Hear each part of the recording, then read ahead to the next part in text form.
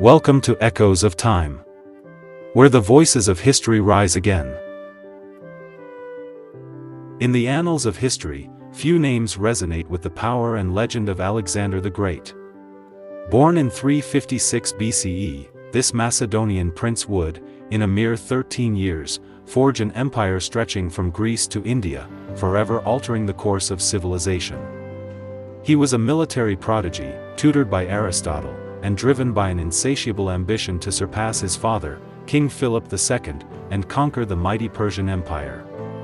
Alexander inherited a formidable fighting force, honed by his father into an unstoppable war machine.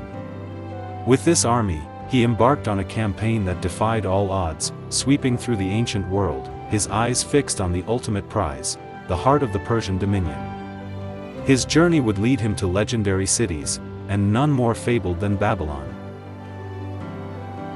Alexander's path to Babylon was paved with relentless campaigning and strategic brilliance. After securing his hold on Greece, he crossed the Hellespont in 334 BCE, launching his invasion of the Persian Empire. His early victories, such as the Battle of Granicus, quickly established his military supremacy. The true test came at Issus in 333 BCE, where Alexander confronted the Persian king of kings, Darius III, for the first time. Despite being heavily outnumbered, Alexander's tactical genius and the disciplined charge of his companion cavalry shattered the Persian lines. Darius fled the battlefield, leaving his family behind and his empire vulnerable. This victory opened the road south, through Syria and into Egypt, where Alexander was welcomed as a liberator. The stage was set for the ultimate confrontation. In 331 BCE, on the plains of Gaugamela, near modern-day Mosul, Alexander's Macedonian army, numbering around 47,000, faced Darius III's colossal force, estimated to be several times larger. This was not just a battle, it was a gamble for the fate of the known world. Alexander's plan was audacious. He deliberately extended his lines, drawing the Persian chariots and cavalry wide, creating a gap in their center.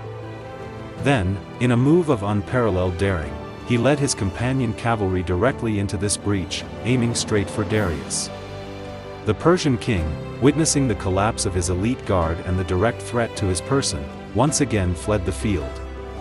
The Battle of Gaugamela was a crushing defeat for Persia, effectively ending its dominion and leaving the path to its imperial capitals wide open. With Darius in full retreat, Alexander's next objective was the jewel of Mesopotamia, Babylon. The ancient city, renowned for its wealth, its towering ziggurats, and its legendary hanging gardens, now lay directly in his path. The question was, how would this proud city meet its new master? Unlike many cities that had resisted Alexander and faced his wrath, Babylon chose a different course. Its leaders, weary of war and perhaps seeing an opportunity for stability after years of Persian rule, decided to surrender peacefully.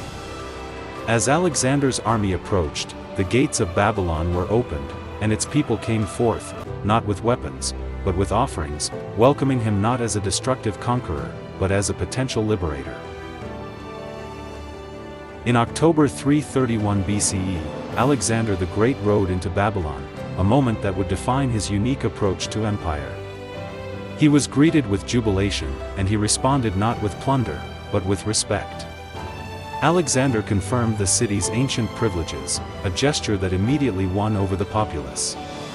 Crucially, Alexander ordered the restoration of the temples that had been desecrated by Xerxes I, particularly the magnificent Esagila, the temple of Babylon's chief god, Marduk.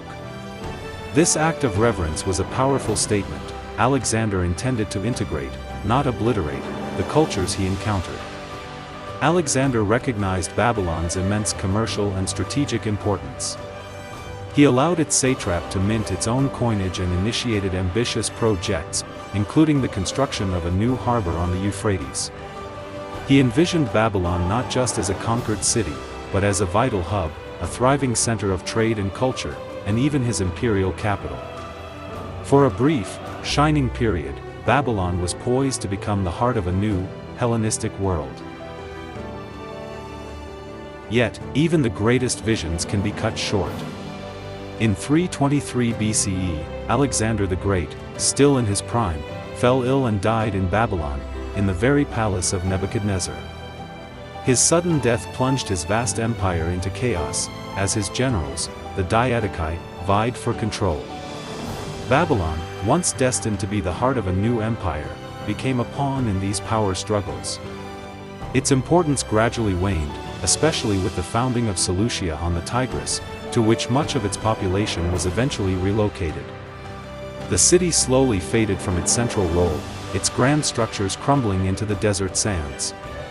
Despite its eventual decline, Alexander's conquest of Babylon remains a pivotal moment. It showcased a conqueror who understood the power of cultural respect and integration, laying the groundwork for the Hellenistic Age, a period of unprecedented exchange between East and West. The story of Alexander and Babylon is a testament to the enduring power of ambition, the fragility of empires, and the profound impact one individual can have on the course of history.